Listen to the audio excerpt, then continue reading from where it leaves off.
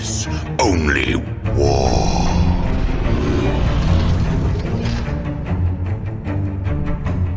What is up, Dirtbag Nation? We got another battle report for you today. We are doing Grey Knights versus Imperial Knights. So we got our boy Jack in the battle bunker.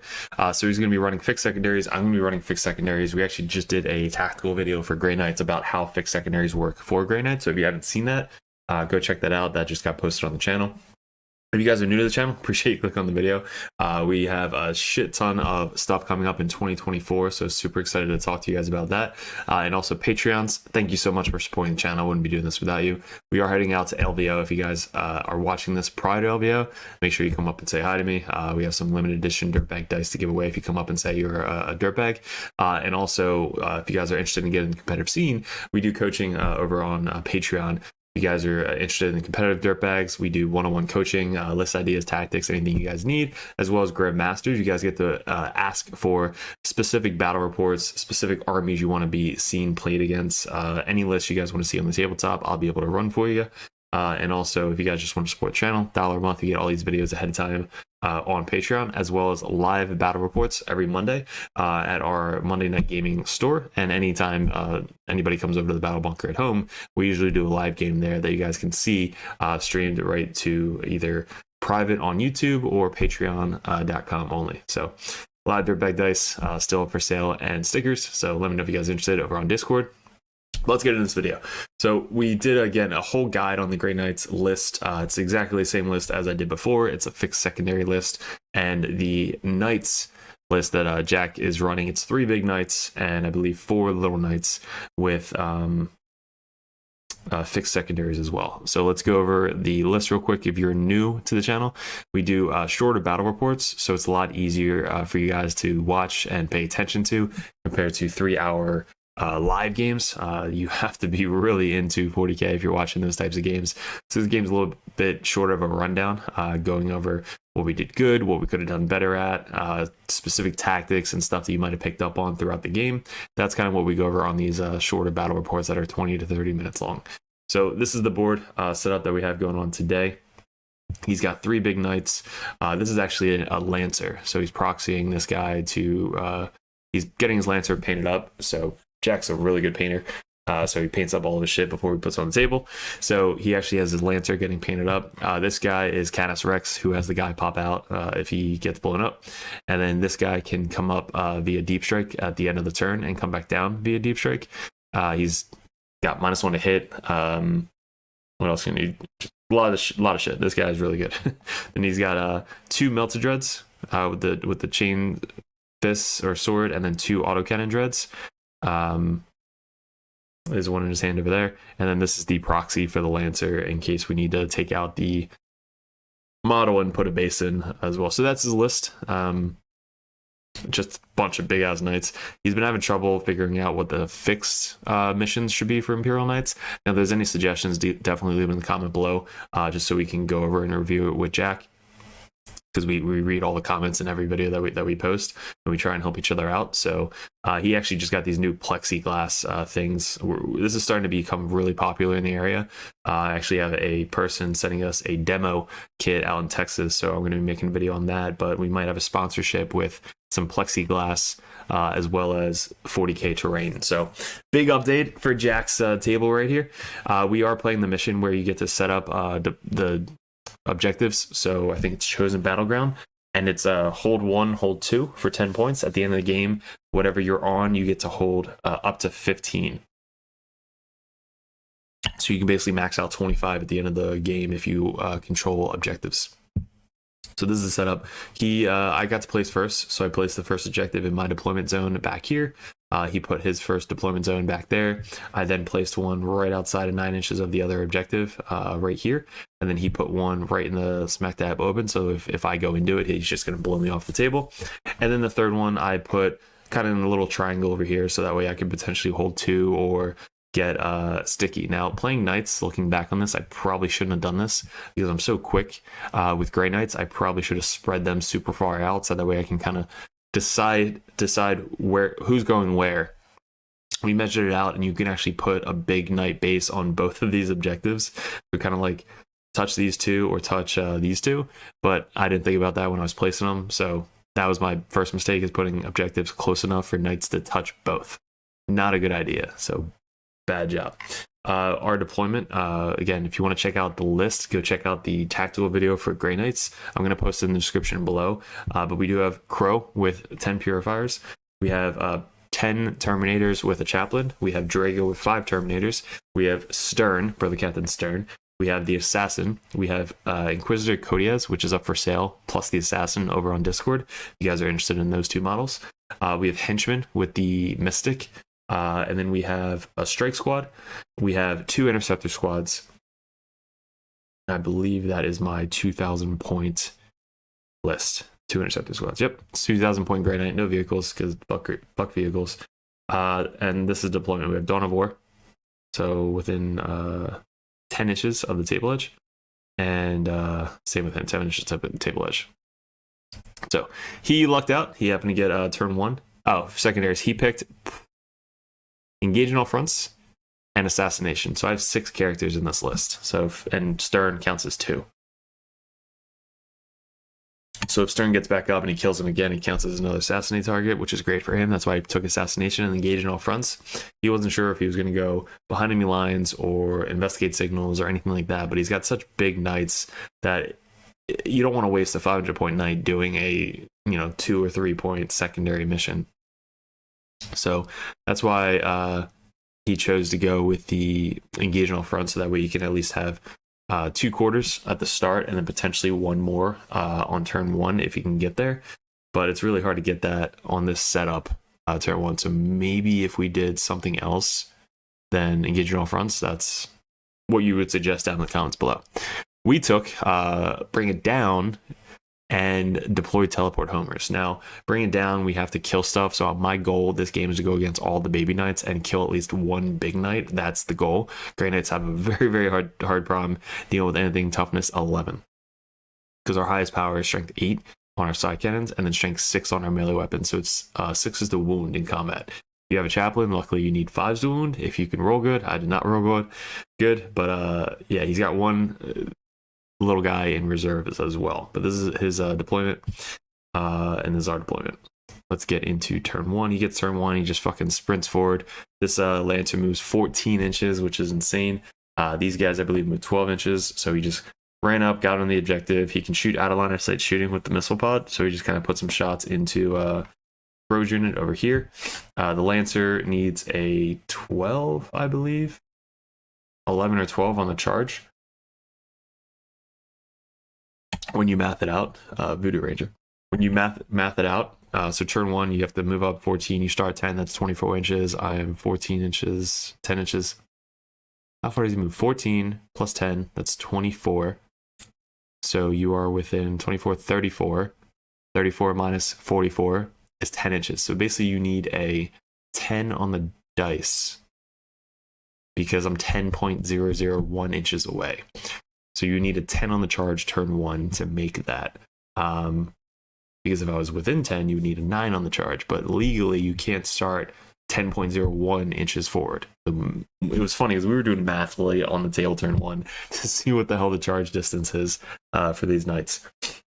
But failed the charge. This guy failed the charge as well because my interceptors were, again, the same thing, but he was 2 inches back, so he needed a 12. And then everything else kind of like spread out and couldn't really see anything turn 1 because we're hiding everything. So his turn 1, he actually wasn't able to get engage because this guy wasn't wholly within this table quarter, and neither was the Lancer. Maybe if the Lancer starts over here and then advances turn 1, what would you need? You need to be within 19. So if we do some math, how far do you have to advance? It's not bad. So 1 inch is to get into that quarter, and then probably the base is another 4 inches. So you need to roll like a 4 or 5 on the advance, but then you'd be able to get turn 1 engage in all fronts. So that's just an option. All right, so he failed that, and now he's on his turn. So our turn 1, we have first to the fray Tech Priest with the enhancement. So he's solo. He just comes in the opponent's table edge. That way he can do behind enemy lines if needed, and then deploy teleport homers. So I probably, if I was smarter, should have deployed him probably where these guys are, outside 9, or within 3. So spend a CP, come within 3, and then just deploy in that corner, so that way I don't have to be worried about getting shot or charged next turn, and that way you can at least survive one more turn to keep doing the secondary mission. But instead, I didn't spend a CP. I just dropped him outside of 9 inches of everybody just so he can do it in the center of the table. He's probably going to die next turn anyway. But if I was able to go over here, maybe I could have got it for 1 CP in his deployment zone. Now this list uses a lot of CP, a lot. So if you're going to run it effectively, you have to be really smart with your CP and how you spend it. Wasn't sure what to do with this Lancer. It's literally 4 up invuln save, 25 wounds or something, like super scary. So I wasn't sure what to do against him. I moved my guys out, got on this objective, and just put as many shots as I could into these guys. This guy, it was going to teleport next turn anyway.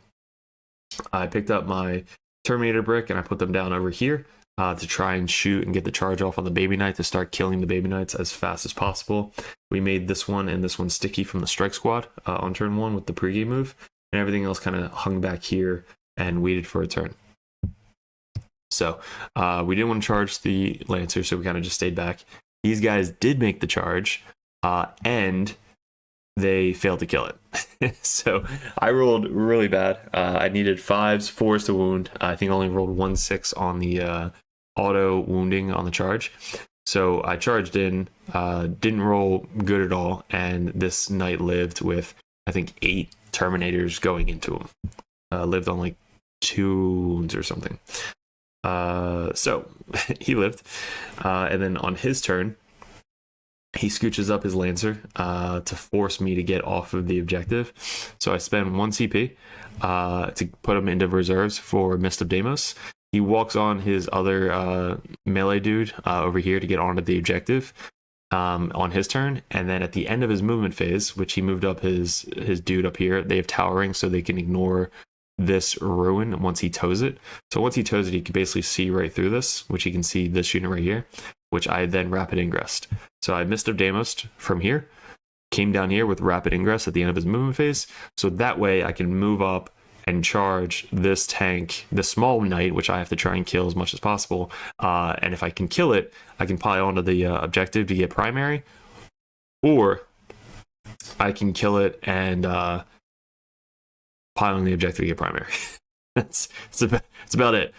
So we have to see these purifiers can actually kill Baby Knight, which once you start wounding them and they hit on 2s, they can kill Baby Knight a lot easier than hitting on 3s. The big knight got picked up and teleported from this side of the table over to this side of the table. He wants to try and make that charge over to here. And this knight over here dies because he's still in combat with my Terminators.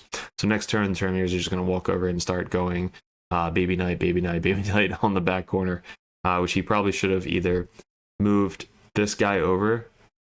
I think he was over here. So I think he either should have committed this way and fought for this mission, and then this thing should have moved this way, but instead he kind of he moved this guy to kind of go help and protect this knight, and then this knight was just shooting I believe these guys over here.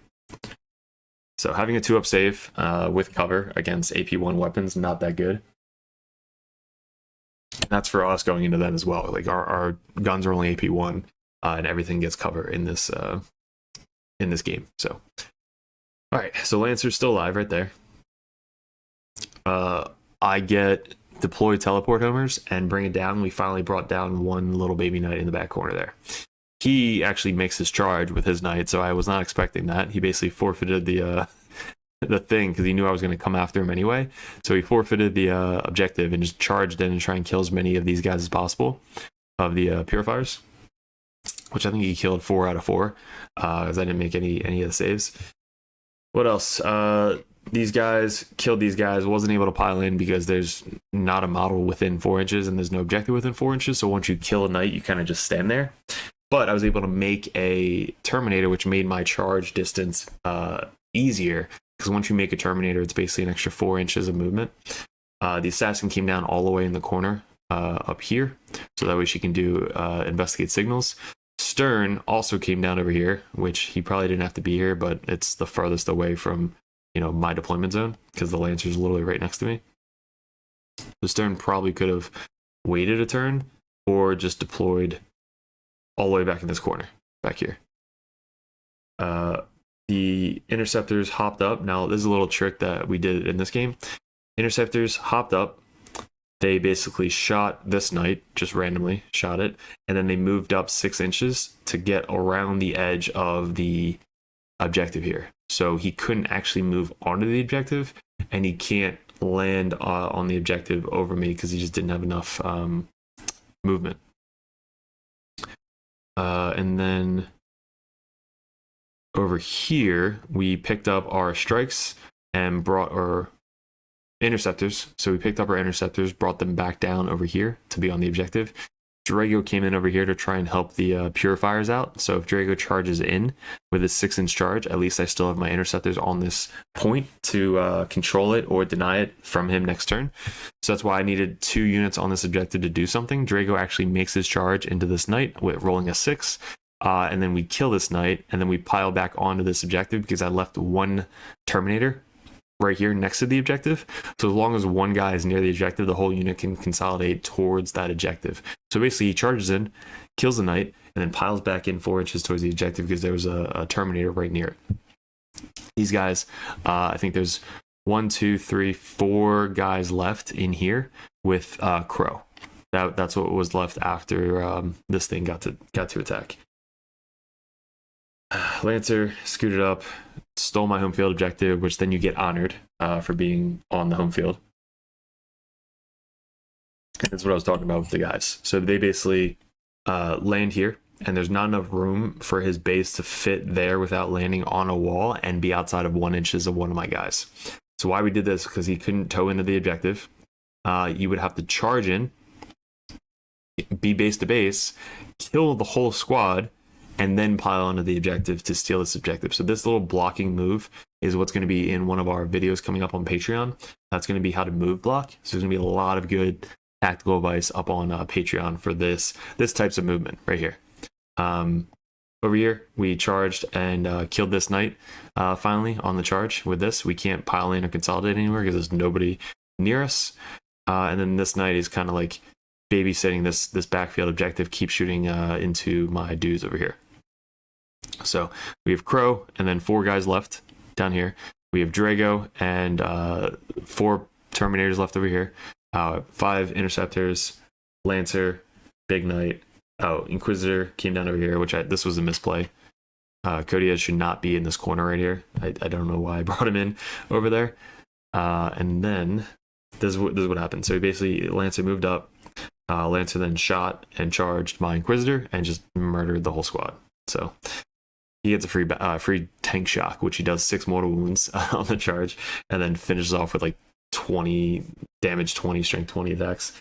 This is what happened here. So he charges in, same thing we planned. Charges in, has to get base to base, so then he can't move or pile in. He kills 3 guys. I think I spent 1 CP for -1 AP, so AP3 goes to AP2, so I have a 4-up save, which isn't bad. 50-50 shot. He gets like 5 wounds through. I make 2 saves. 3 guys die, and then all that's left is the guy that he's in base-to-base contact with, and 1 more dude. So now he's not able to pile onto the objective, which means I still control the objective as long as I pass Battle Shock, but it's already sticky from the turn prior. So even if I fail Battle Shock, I still control that objective because of the sticky objective from turn 1. So that was a huge play right there, stopping the big-ass knight from getting into my objective from 4 guys and using the terrain to your advantage. Over here, we sigiled. So he walked up the knight over here, which he charged. No, I think he just walked up, shot, and then I sigiled over to here behind the ruins, so that we hope that I can set up for charging this knight turn 3. This is going to be the knight that I'm going to go after to try and bring it down points, because the Lancer, there's no way I'm touching that, and then this guy is -1 to hit as well. So hitting on 4s in combat, not good. So we're just going to try and go after the big knight, character knight in the back corner. So we already have our strikes that stole the objective last turn, but he's got a 2 CP strat, which I didn't know about, that you can actually buff up one of your big ass knights. So it basically gives him +1 obsec, +1 strength, +1 toughness, +1 like everything. +1 to your save as well. So now he's got a 2-up save. Insane. So he did that now, which increased his obsec, which I was going to steal being 10 on 10, but now he's like 11 on 10, so he actually took it back from me. So we got 10 points for primary. You got those 5 and then 5 from the Lancer down here. My goal was trying to stop him from getting a 10 point that turn, but we couldn't. So over here, Drago makes a Terminator, walks up, and I think I actually teleport assaulted basically everybody I could to get near this knight to try and charge and get this knight, basically dead.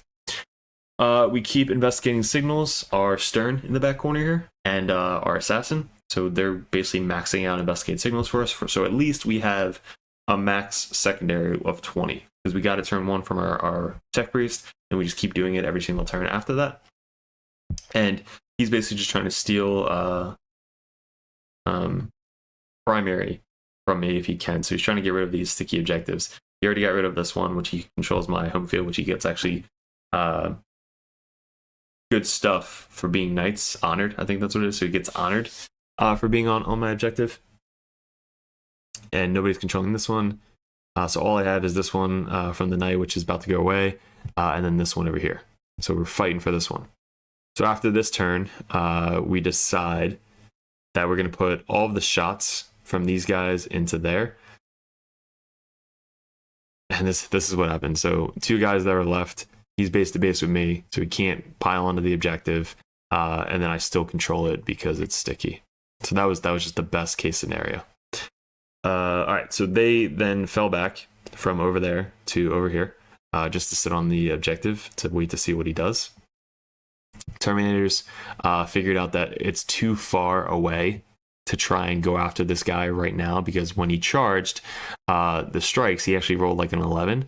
So he was here, and then he charged 11 as far in the corner as he possibly could to get base to base with the strikes. And why he did that was because now he's further away from these Terminators. If he just went straight from here to here, he'd be pretty close to my Terminators, which then I would have went for that charge. But instead, he went around base to base 11 inches behind these guys as far possibly back as he could, which was smart to try and get away from my big 10-man chaplain squad, which is great.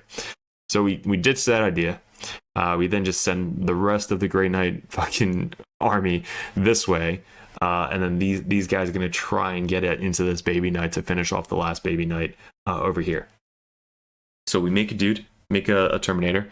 We move up our 5. I think that's like a 6-inch charge, 6 or 7-inch charge over here.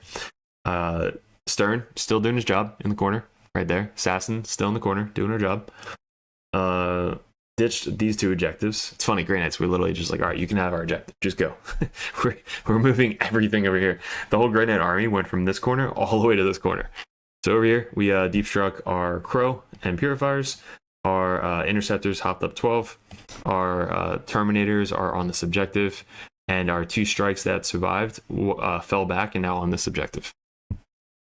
So let's see how many charges we can make. We didn't make any charges. We actually just blocked this guy from getting to our Crow squad and Terminator squad.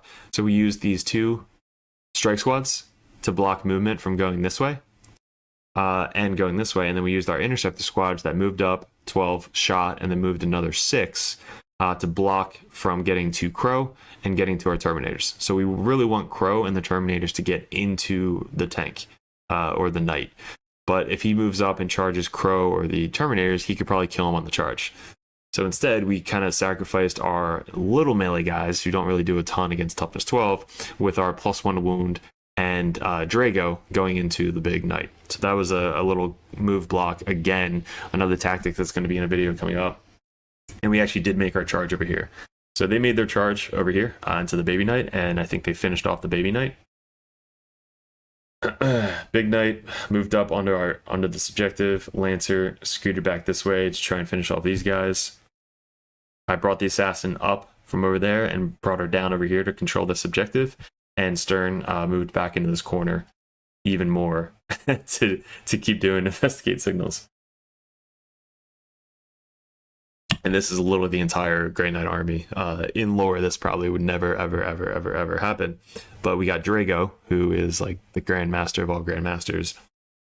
scooching forward with 5 paladin or 5 terminators, Crow, and 4 purifiers staring that guy down. We got our 5 interceptors and 2 strikes, all literally looking at this big ass knight, which is painted beautifully on his deployment zone. Thought that would be cool image. This is the next round. We didn't sigil. We missed the turn prior. We saved sigil for this. So we were wrapped up in this knight, and it looks like we didn't kill him, but he shot at me in combat, which he has 2 wounds left. So he shot at me in combat. I then procced sigil, and I sigiled over to here, outside 9 inches of the knight. So that way next turn I can then move up and potentially kill the knight to help out with the primary. So he has this guy with 2 wounds left. I need to kill this guy because I think it's turn 4 now, going into turn 4. So if I can kill this guy and then last turn pick up my whole army and move him closer to this guy to shoot this guy dead, which is going to be tough because Grey Knights have terrible shooting, that'll be the plan. So 2 wounds left. This guy is basically full. This guy is basically full. They have basically all these 3 objectives because he's holding 2 of them. And he's holding this one. So he's potentially going to get 15 at the end of the game. So I have to try and stop this, as well as try and bring it down for this and that. So these 2 guys are the last 2 interceptors that got picked up and brought down over here. Stern moved back a little bit so he doesn't get shot by the melted to the face over here, because he does have assassinate. So I'm trying to keep Stern alive from not being assassinated to give him free points.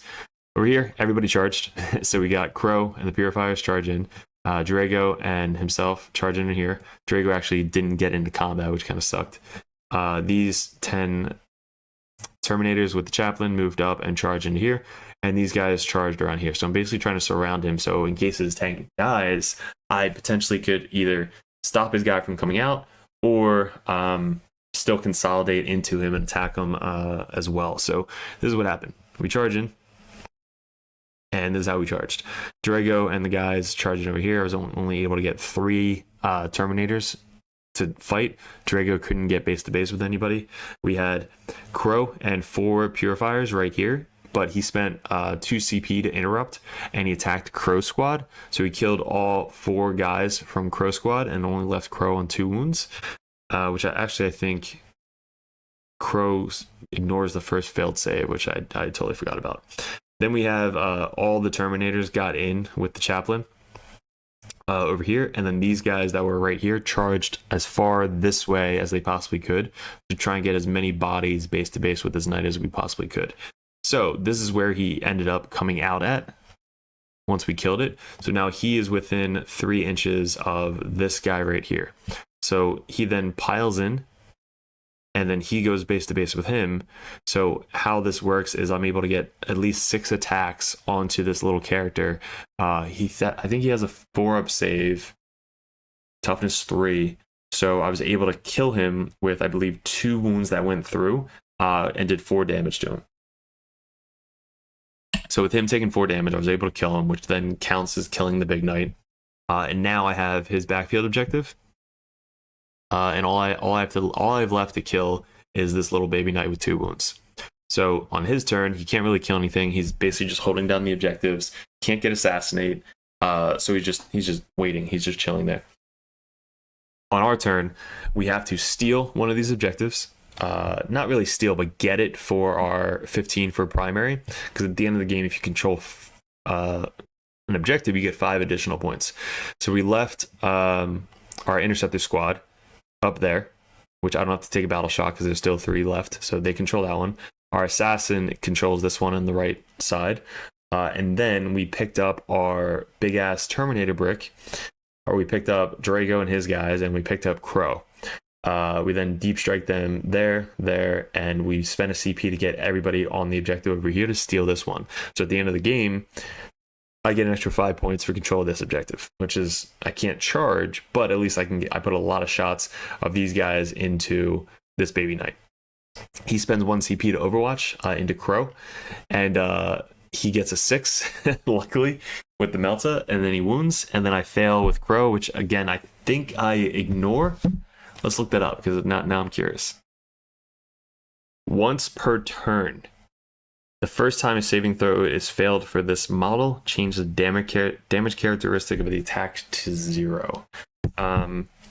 So how does the additions work with the Melta? Do you change it to 0 plus 2? 0 plus 4? 0 plus 0? Like, somebody leave me in the comments how the addition modifications work. But you do change that failed save to a 0. I think I spent a CP to reroll and I still failed. But that's good to know. So Melta kind of might get around it. I don't know. And then if he did fail like a random shot, he would have lived, which would have been hilarious. Because then he would have been able to like purify flame, shoot some bolter shots, potentially get a charge in. So I totally forgot about grenades this whole game. I'm just realizing that now. I probably should have thrown some grenades. But again, grenades are so CP hungry. Spending 1 CP for a grenade that potentially could do some mortal wounds, but that might have helped out here. Basically, Stern moving up, doing an action and chucking a grenade. I think he has grenades. Cool. So we shot everything down over here. Basically, he makes all of his saves, and then Drago finishes it up with his 2 damage psychic attack and kills the knight for the last bring it down. So the end of the game. Yep, so we had 3 wounds. We had to try and kill. He basically blows up Crow with the Overwatch, which was fucking epic. And this is the end of the game. So Drago didn't kill him to shoot him. I guess he charged, made his charge, and then killed him on the charge. So that was basically the last attack going into him, which if I don't kill him, he lives and I lose points. And if I kill him, it literally came down to the last attack. So he made all the saves from all of the shots from Drago and the 2 guns over here, and then all 10 bolters and flamers from these guys. So good job. And then that's what it came down to. So this is the end board state. 2 big knights still alive on the table, which is basically 1,000 points. Assassin, 3 interceptors, Drago, Stern, full brick, and that is it. Everything else is dead. This is the final output. We got Jack turn 2 with 5, 2, and 4. 10, 2, and 4. 10 and 2. And then 20 at the end of the game because he held 2 objectives and got an additional 10 points for the mission. So he finished up with 45 for primary, and he got 6 out of 20 for engaging all fronts, and then 8 out of 20 for assassination. So I guess the biggest change would be solely focusing on killing characters with the charge and the precision. So he killed Codius pretty easily. He killed Crow because I basically gave him Crow. I kind of messed that up. I was like, shit, I didn't even think about Overwatch. I was like, he's not going to roll 6, whatever. And then trying to go after this guy, maybe with your teleporting guy.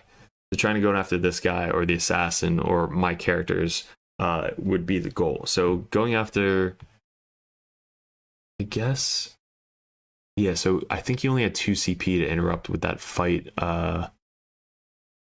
fighting over here. So in the back corner when the character guy was attacking me, he interrupted. If he would have had 1 additional CP, which I'm not sure if he had, he could have precisioned out Drago, for example, to try and kill Drago, or the chaplain. So you precision out chaplain and just to kill a character.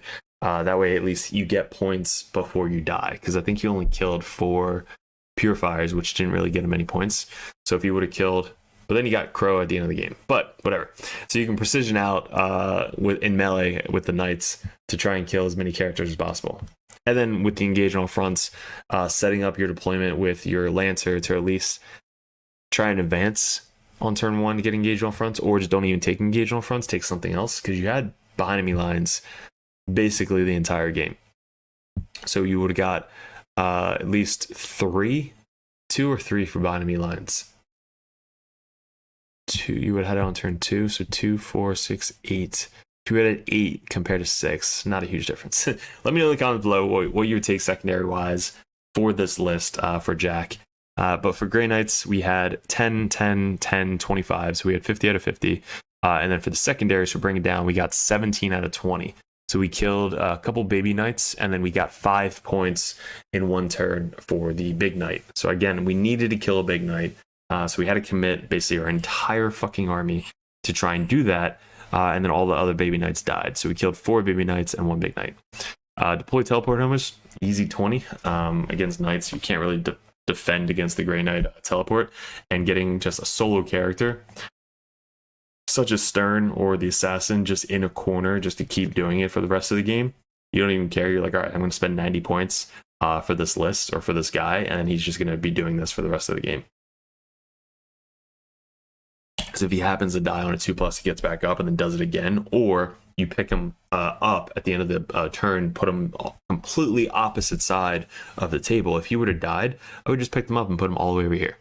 You know, it's so good with teleport, assault, and Stern. But yeah, so a lot of tactics with this list. There's a lot of stuff on the channel. All these get posted ahead of time on patreon.com. So if you want to support the channel, I want to see these videos ahead of time, Patreon is the way to go.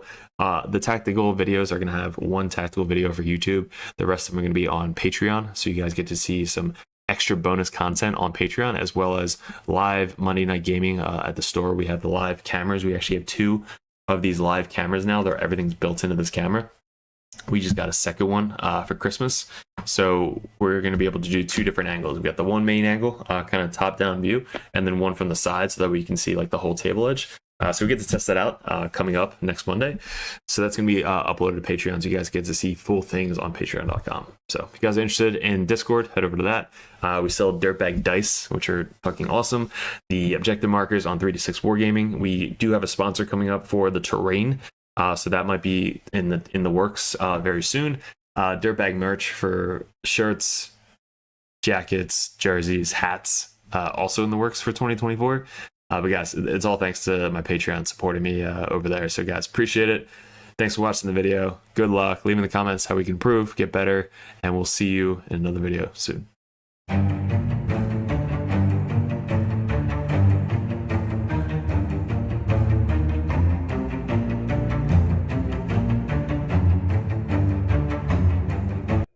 What's up, gents? Welcome to the Dirtbag Nation Patreon page. This is going to be support to the Dirtbag Nation, just to give you a little insight on what we're trying to do and trying to grow into. We're trying to grow a brand name of the Dirtbag Nation, 40k Dirtbags, going all over the country and coaching people to get better at the game of 40k. We have really good coaching over at the Dirtbag Nation. Myself is ranked #1 for Grey Knights in the world last year in 9th edition. This year, we're currently ranked #1 Chaos Space Marine player in the world on ITC 40k rankings. So we have a lot of experience over at the channel, and a lot of the coaches are going to start joining in and joining the Dirtbag Nation to help you guys get better at 40k. If you guys are new to the Patreon page, we have a couple different tiers. The first tier is the $1 tier. That's basically just coming over, supporting us for $1 a month. You get first access to the Dirtbag videos up on Patreon. The next tier is a $5 tier. Basically, you get first access, as well as just have a little bit more branding with the Patreon Discord page. And you want to support us a little bit more than $1 a month. I really appreciate both you guys. The $10 tier is the competitive Dirtbag page. That's where we get more into the tactics, one-on-one coaching on the Discord. And if you guys have any questions, comments, list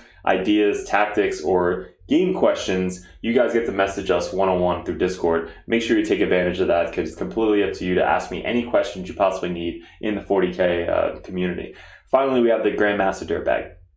That Dirtbag is above and beyond. They come out and they basically want us to coach them one-on-one with calls on via Discord, TTS games, battle reports, or any tactical videos that you guys want suggestions to. You guys will get first access to, and we actually play live games for you guys, or go over battle reports for our Grandmasters. Anything armies that you want to see specifically on the tabletop, that's the Grandmaster Dirtbag page. So it's just an explanation on what the different tiers are for Patreon. But again, thank you so much for the support. If you guys are thinking about it, you do have really good coaching. We drink beers, we have fun, we just kind of chill out and teach you guys how to have fun at 40k, unlike some other people on YouTube. But have fun at 40k, be good, win some games, more than you're averagely winning over there all over the world. And if you guys really just want to support the channel, we have our $1 and $5 a month as well. There's all the stickers and dice available to you guys at a discount, and you have your own Patreon tab in Discord that nobody else has access to besides you guys. So I appreciate you guys. Thank you so much for the support. We're gonna grow Dirtbag Nation as much as we possibly can in 2024